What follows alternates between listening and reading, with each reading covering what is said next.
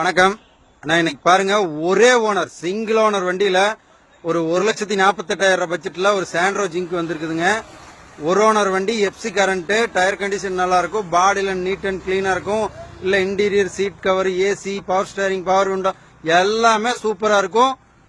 1,48,000 சொல்லி கொண்டாந்து விட்டுருக்காங்க. பாடி லைன் பாருங்க, டென்ட் கிராச்சஸ் ரீப்ளேஸ்மெண்ட் எதுவுமே இருக்காது. சுத்தமான வண்டி.